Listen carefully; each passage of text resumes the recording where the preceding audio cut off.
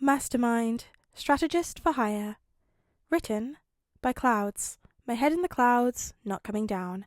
And read by Eleanor Elizabeth. Chapter 6. Learning. Izuku checked the address Jiren had texted him to make sure he was in the right place before going in, letting the door swing on its hinges behind him.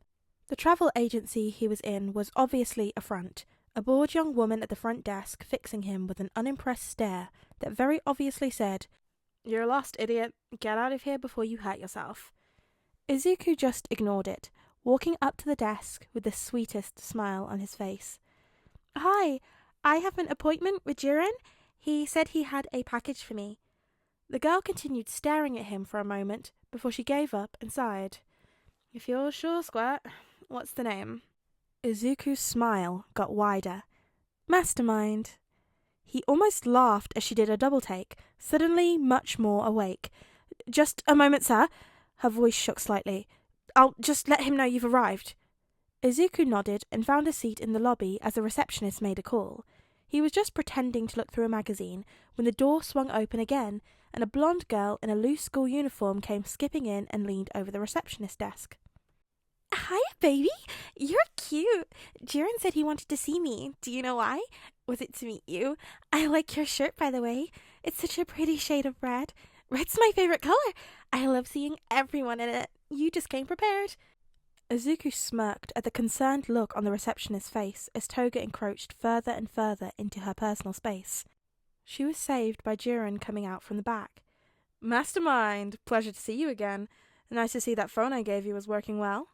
"It's working wonderfully, thanks," Izuku replied. "The laptop as well.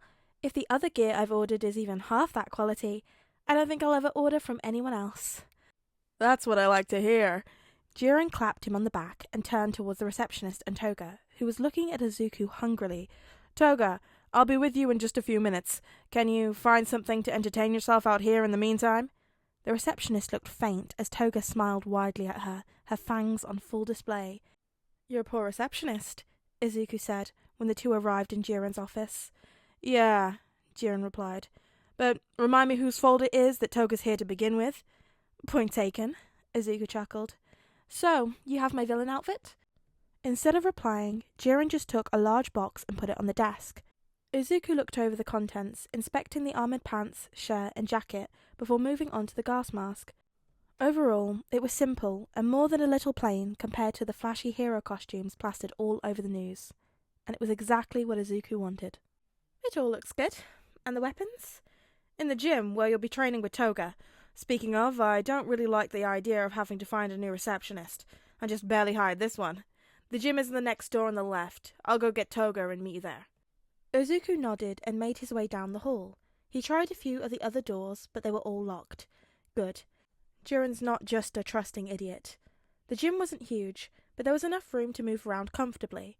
There were a variety of different sized boxes stacked against the walls so that they could train with obstacles when they were ready, and there was a large display of weapons on the wall besides the door. Izuku guessed that this room was normally used for demonstrations of the most common weapons Jiren sold. He noticed an innocent-looking cardboard box sitting on the ground under the weapons display, and was halfway to wondering what was inside before he saw the name Mastermind written in small black letters in one corner. He smiled and opened it. All the weapons he ordered were in there, as well as a few extra training versions, which were basically the same except for dull instead of sharp. "Is this really him? Is this Mastermind? He's so tiny!" It is a wonder this girl was such an effective killer, considering she probably wouldn't know what stealth was if it bit her in the butt. Izuku really hoped that this wasn't one of those smart people make stupid decisions moments, because he wasn't really ready to die today. Maybe he should have put his affairs in order before showing up. Something must have shown in his face because Jiren laughed. "I would say she won't bite, but honestly I don't know. Yeah, Toga, this kid is Mastermind. Don't let his size fool you, though. He's probably one of the smartest villains I've ever met. Mastermind, I'm sure you already know that this is Toga Himiko, considering you're the one who wanted this meeting." "Ooh!"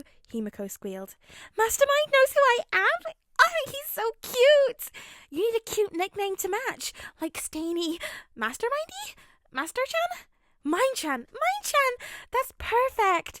Jiren said that you asked for me, Mine-chan. Why does a cutie like you want to meet an adorable killer like me? Izuku swallowed his doubts and smiled. It was getting easier to understand her the more he listened. Her excitement wasn't too different from his own ramblings after all. And Jiren probably wouldn't let her kill him.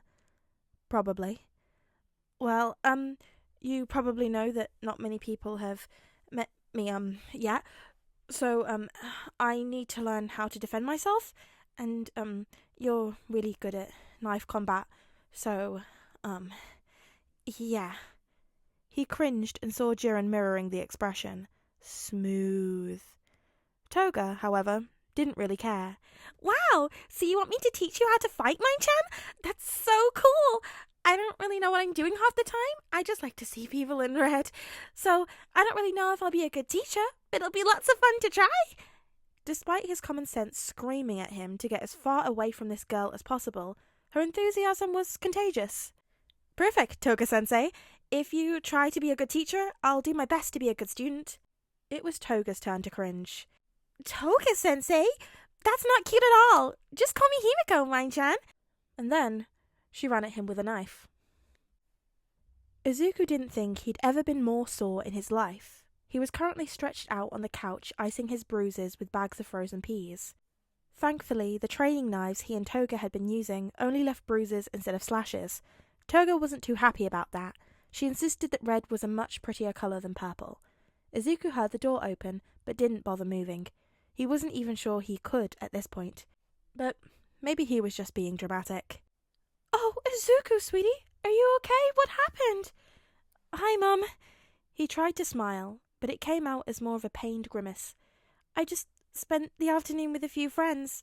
One of them is pretty good at martial arts, and she was trying to teach me. She's just, really enthusiastic. His mom didn't seem any less worried, but seemed to decide to take his word for it. Did you learn a lot? What is she like? Izuku lit up. Yeah, I did. We basically spent our whole time going over some basics and getting them into my body. She said that I'm a really fast learner. What else? Like I said, she's really enthusiastic, and not just about fighting. Himiko just does about everything with twice as much energy as everyone else, so she's actually a lot of fun to be around. It was a little intimidating at first, but I'm getting used to her, so it's not too bad. Mom was smiling too now. I'm so happy that you're making friends, Izuku. She sounds really nice. Maybe you should bring her around for dinner sometime. Yeah, no, that would not be happening. You've been so happy over these past few months. I was a little worried about you after Katsuki was attacked by that awful villain. You were just so quiet for months after, and then the whole thing with trying to find a job. I don't know what changed, but you seem to be thriving now. Izuku thought about it for a minute. It definitely hadn't been a smooth transition from wannabe hero to up-and-coming villain, but was he happier now? He thought of his fight with Toga and how she didn't ever ask about his quirk, just pouted that she wasn't allowed to make him bleed. He thought of Jiren and how he treated him like an equal. He thought about his overflowing inbox, full of people who respected him and wanted to be associated him, and he felt a smile tug at the corners of his mouth, and he looked up at his mum. Yeah, I guess I am. I found people who like me, and I'm doing something I enjoy. For the first time in a while, I think I'm really happy. Hey guys, it's Ella, and I hope you're all having a lovely day today.